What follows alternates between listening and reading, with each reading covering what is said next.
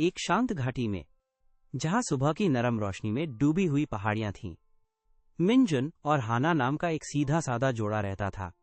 उनका छोटा फूस की छत वाला घर भले ही साधारण था, पर प्यार से भरा रहता था और अक्सर रोजमर्रा की जिंदगी की कोमल ध्वनियों से गूंजता रहता था। हालांकि उनकी अलमारियां अक्सर खाली रहती थीं, भोर से सांझ तक उनकी अथक मेहनत के बावजूद गरीबी एक लगातार छाया की तरह उनका पीछा करती थी। फिर भी मिनजुन का दिल उगते सूरज जितना ही खुला और गर्म था। वो हर नए दिन का सामना निराशा से नहीं, बल्कि शांत गरिमा और एक अटूट दयालुता के साथ करता था, जो उसकी थकी हुई आंखों से झलकती थी। हर सुबह दुनिया के पूरी तरह जागने से पहले मिनजुन अपनी कुल्हाड़ी कंधे पर रखता और गांव में बेचने के लिए जलाऊ लकड़ी की तलाश में घने फुसफुसाते जंगल में चला जाता था। जंगल ही उसका सहारा और उसका पालनहार था। एक ऐसी जगह जहां प्राचीन पेड़ पहरा देते थे और हवा में अनदेखे जीवन की गुनगुनाहट सुनाई देती थी। वह उसके रास्ते, उसके छिपे हुए झरने और उसके गुप्त मैदानों को अपनी हथेली की तरह जानता था। हर एक प्रकृति की शाश्वत सुंदरता का प्रमाण था। हालांकि आज परिचित रास्तों पर एक असामान्य खामोशी छाई हुई थी, जो इस बात का संकेत दे रही थी कि उसकी गहराइयों में कुछ असाधारण उसका इंतजार कर रहा था। सामान्य से कहीं गहरे मिनजुन को एक छिपा हुआ कुंज मिला, जहां सूरज की रोशनी घनी पत्तियों को भेदने के लिए संघर्ष कर रही थी, जिससे उस जगह पर एक रहस्यमयी अंधेरा छा गया था। वहीं कंटीली बेलों और गिरी हुई टहनियों के बीच उसने एक छोटा अजीब सा आकृति संघर्ष करते हुए देखा। ये एक डोकायबी था, कोरियाई लोक कथाओं का एक शरारती वन देवता। उसकी चमकदार अंबर रंग की आंखें घबराहट से चौड़ी थीं। वो एक कंटीली झाड़ी में बुरी तरह फंसा हुआ था और उसकी छोटी मशरूम वाली टोपी टेढ़ी हो गई थी। आमतौर पर चंचल रहने वाला ये देव पूरी तरह से असहाय था। उसकी दैवीय चमक उसकी दुर्दशा के कारण मंद पड़ गई थी और वो छोटी छोटी करुण चीखों के साथ पुकार रहा था। एक पल भी हिचकिचाए बिना मिनजुन ने अपनी कुल्हाड़ी नीचे रखी और सावधानी से कंटीली बेलों को सुलझाना शुरू कर दिया। वह धीरे धीरे चला। उसकी बड़ी कठोर उंगलियां आश्चर्यजनक रूप से कोमल थीं, ये सुनिश्चित करते हुए कि डोकायबी की नाजुक छाल जैसी त्वचा को चुभे नहीं। देव ने उसे भय और विस्मय के मिश्रण से देखा। उसकी चमकती आंखें उसके हर कदम पर टिकी हुई थीं। उसे कोई दुर्भावना नहीं, बल्कि केवल शुद्ध, निस्वार्थ इरादा महसूस हुआ। यह एक धैर्यपूर्ण और श्रमसाध्य कार्य था, जिसके लिए स्वार्थी इच्छाओं से पूरी तरह मुक्त हृदय की आवश्यकता थी, जो मिनजुन की स्वाभाविक अच्छाई को दर्शाता था। पूरी तरह से मुक्त होने पर डोकायबी खड़ा हो गया, अपने छोटे फुर्तीले अंगों को फैलाया। उसकी दैवीय चमक नई जीवंतता के साथ लौट आई। उसने मिनजुन को गहरे सम्मान के साथ प्रणाम किया। ये गहरी कृतज्ञता का एक संकेत था, जो प्राचीन कुंज में गूंज उठा। फिर अपनी अंबर आंखों में एक चमक के साथ डोकायबी ने अपनी पत्तियों की पोशाक में हाथ डाला और एक छोटा साधारण मिट्टी का बर्तन निकाला, जो पहली नजर में सुस्त और सादा लग रहा था। उद्धरण चिन्ह, ये तुम्हारी दयालुता के लिए है। उद्धरण चिन्ह, उसने पत्तों की सरसराहट जैसी आवाज में कहा। उद्धरण चिन्ह, ये तुम्हें कभी किसी चीज की कमी नहीं होने देगा, लेकिन याद रखना, इसके जादू का उपयोग शुद्ध हृदय से करना चाहिए। मिनजुन घर लौटा, रहस्यमयी बर्तन को अपनी बाहों में सावधानी से पकड़े हुए। उसका दिल दिन की अविश्वसनीय मुलाकात से अभी भी गुनगुना रहा था। हाना, उसकी हमेशा धैर्यवान पत्नी, ने उसे अपनी सामान्य कोमल मुस्कान के साथ बधाई दी, लेकिन सादे, बिना सजावट वाले बर्तन को देखकर उसकी आंखें जिज्ञासा से चौड़ी हो गईं। उद्धरण चिन्ह, ये क्या है मेरे प्रिय? उसने पूछा। उसकी आवाज चिंता से कोमल थी। मिनजुन ने अपनी आंखों में चमक के साथ अपनी कहानी सुनाई, लेकिन हाना को, भले ही वो उससे बहुत प्यार करती थी, एक शरारती डोकायबी और उसके जादुई उपहार की कहानी पर विश्वास करना मुश्किल लगा। हालांकि हाना का शुरुआती संदेह बना रहा।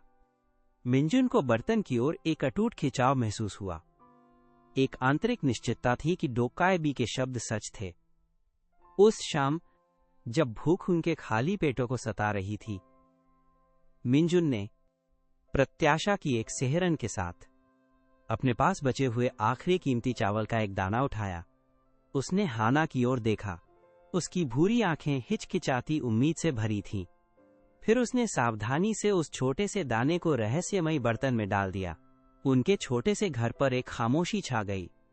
हवा अनकही प्रार्थनाओं और एक नाजुक उभरती हुई उम्मीद से भरी हुई थी। एक लंबे पल के लिए कुछ नहीं हुआ। फिर बर्तन के भीतर से एक हल्की अलौकिक चमक निकली, जो धीरे धीरे तेज होती गई। एक नरम सरसराहट की आवाज शुरू हुई, जैसे हल्की बारिश हो रही हो, और मिंजुन और हाना के पूर्ण आश्चर्य के लिए शुद्ध सफेद चावल का एक झरना बर्तन के किनारे से बहने लगा, जो उनकी साधारण मेज पर अंतहीन रूप से बह रहा था। उनकी आंखें अविश्वसनीय खुशी से चौड़ी हो गईं।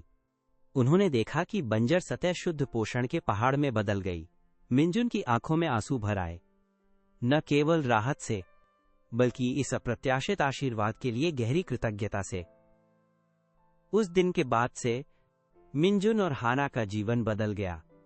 विलासिता में नहीं, बल्कि आरामदायक पर्याप्तता की स्थिति में जादुई बर्तन ने उन्हें वह सब कुछ प्रदान किया जिसकी उन्हें आवश्यकता थी, माइनस हर भोजन के लिए गर्म चावल, नए कपड़े और यहां तक कि अपने साधारण घर की मरम्मत के लिए भी पर्याप्त। फिर भी उन्होंने कभी जमाखोरी नहीं की, कभी अपने नए धन का दिखावा नहीं किया। इसके बजाय मिंजुन ने भूखे पड़ोसियों के साथ अतिरिक्त अनाज साझा किया और जरूरतमंदों की मदद की। हमेशा डोकाएबी के शुद्ध हृदय के बारे में शब्दों को याद रखा, उनकी दयालुता फली फूली, जिससे न केवल उनके अपने जीवन बल्कि पूरे गांव को भी समृद्ध किया। मिंजुन के भाग्य में अचानक बदलाव की खबर, भले ही मामूली थी, अनिवार्य रूप से मास्टर किम के कानों तक पहुंची, जो गांव का सबसे धनी और सबसे कुख्यात लालची आदमी था। मिंजुन को नीचा दिखाने का आदी मास्टर किम बढ़ते ईर्ष्या भाव से देख रहा था कि कैसे उस साधारण किसान का घर समृद्ध हो रहा था, जबकि उसका अपना, हालांकि पहले से ही भव्य था, तुलना में फीका पड़ रहा था। उसकी छोटी चमकीली आंखें सिकुड़ गईं, संदेह और लोभ के एक अस्वस्थ मिश्रण से चमक रही थीं।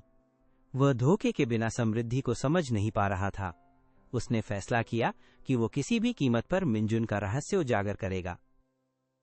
अपनी तीव्र जिज्ञासा और लालच को दबाने में असमर्थ, मास्टर किम ने मिंजुन का गुप्त रूप से अवलोकन करना शुरू कर दिया। उसने देखा कि मिंजुन अत्यंत सावधानी के साथ कभी कभी एक छिपे हुए डिब्बे से एक छोटा सादा मिट्टी का बर्तन निकालता था। उसने किसान को एक अकेला सिक्का या कपड़े का एक छोटा टुकड़ा डालते हुए देखा, और वो चीज चमत्कारी रूप से कई गुना हो जाती थी। मास्टर किम का दिल लालच से धड़क उठा।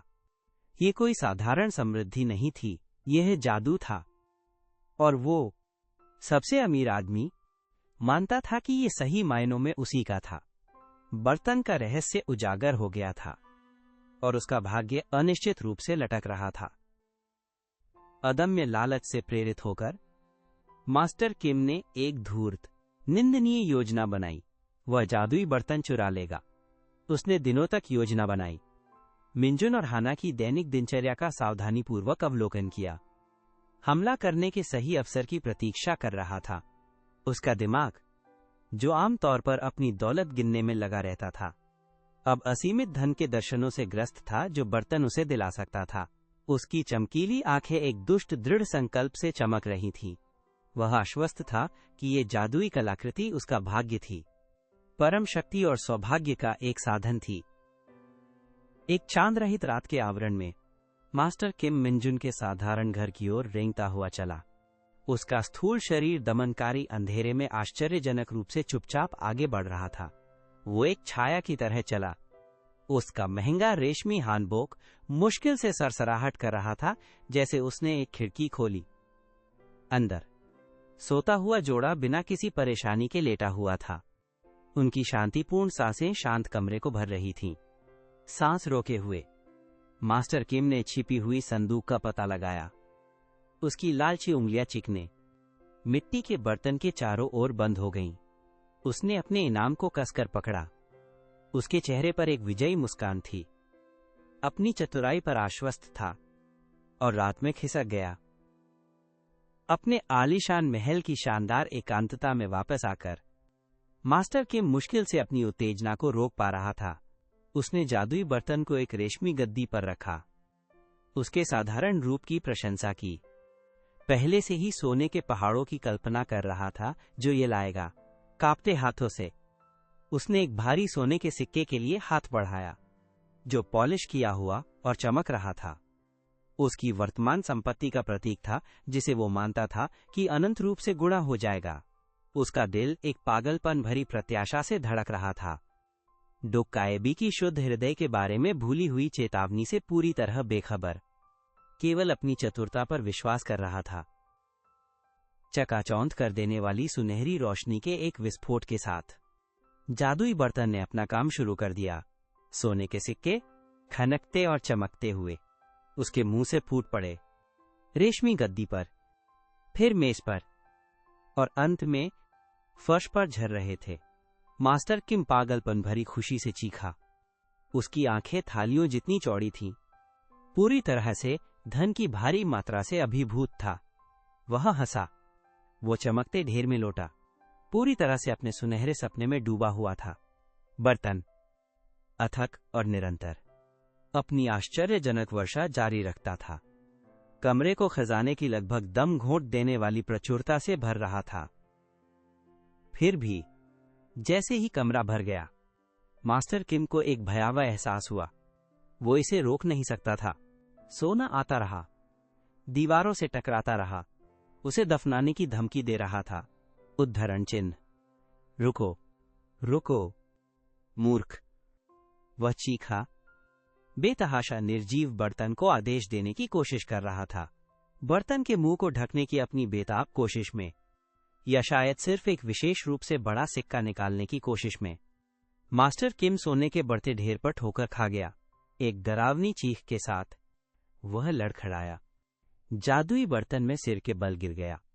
उसकी भूखी गहराइयों ने उसे निगल लिया।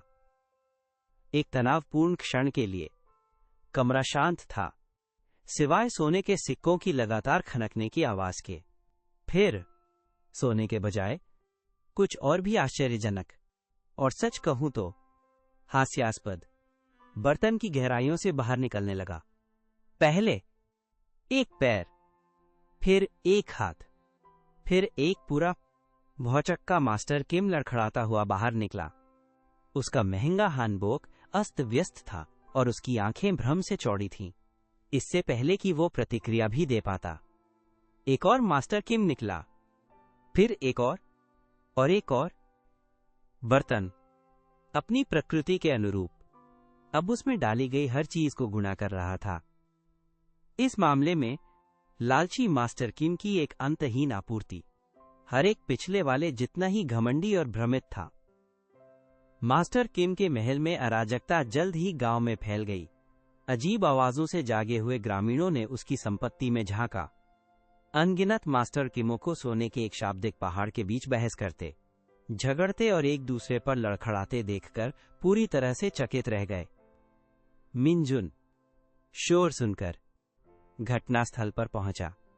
वह तुरंत समझ गया कि क्या हुआ था। गंभीर संकल्प और मनोरंजन के संकेत के मिश्रण के साथ मिनजुन धीरे से भौचक के डुप्लीकेट्स को धकेलता हुआ आगे बढ़ा। जादुई बर्तन वापस ले लिया और डोक्काएबी से एक मौन प्रार्थना के साथ सावधानी से उसके अंदर एक अकेला पत्थर रख दिया। चमत्कारी रूप से बर्तन ने अपना अजीब गुणा करना बंद कर दिया और कई मास्टर किम अब और प्रकट नहीं हो रहे थे, बस सोने और पत्थरों से घिरे भौचक्के सन्नाटे में खड़े थे। मिनजुन ने अपने दिल में दयालुता के साथ मास्टर किम को और दंडित नहीं किया। इसके बजाय उसने बर्तन को घर ले लिया, ये पहचानते हुए कि सच्ची शक्ति केवल जादू में नहीं बल्कि उसके मालिक के हृदय में निहित थी। मास्टर किम अपनी लालच से पूरी तरह अपमानित और अभिभूत होकर गांव के साथ अपना नया पाया हुआ सोना साझा करने के लिए मजबूर हुआ ताकि भ्रम को शांत किया जा सके। यह उसके कई स्वयं द्वारा सीखा गया एक कठोर सबक था। उस दिन से मिंजुन और हाना ने शांतिपूर्ण समृद्धि का जीवन जीना जारी रखा। जादुई बर्तन का उपयोग केवल अपने लिए ही नहीं बल्कि पूरे गांव के लाभ के लिए किया। उन्होंने एक छोटा स्कूल बनाया, घरों की मरम्मत में मदद की और सुनिश्चित किया कि कोई भी भूखा न रहे। जादुई बर्तन एक रहस्य बना रहा, शुद्ध इरादों की शक्ति का एक शांत प्रमाण। मास्टर किम अपने विचित्र अनुभव से विनम्र और परिवर्तित होकर सीखा कि सच्चा धन अंतहीन संपत्तियों में नहीं बल्कि उदारता और एक दयालु हृदय में निहित है। और इस प्रकार घाटी फल फूली। मिंजुन की अटूट अच्छाई और जादुई बर्तन की कोमल शक्ति का एक सामंजस्यपूर्ण प्रमाण। मिंजुन और जादुई बर्तन की कहानी हमें याद दिलाती है कि सच्ची दौलत उसमें नहीं है जो हम जमा करते हैं, बल्कि उस दयालुता में है जिसे हम दूसरों के साथ साझा करते हैं और उस करुणा में है जो हम दूसरों के प्रति दिखाते हैं। लालच क्षणिक संतुष्टि दे सकता है, लेकिन एक शुद्ध हृदय स्थायी आनंद लाता है और न केवल हमारे अपने जीवन को बल्कि हमारे आसपास की दुनिया को भी बदल देता है। यदि आप मिंजुन की कहानी और डोकायबी के जादू से प्रभावित हुए हैं तो कृपया इस वीडियो को लाइक करें और अधिक मनमोहक कोरियाई लोक कथाओं के लिए हमारे चैनल को सब्सक्राइब करें और नीचे कमेंट्स में अपना पसंदीदा हिस्सा साझा करें। आपका समर्थन हमें इन कालातीत कहानियों को जीवंत करने में मदद करता है। देखने के लिए धन्यवाद।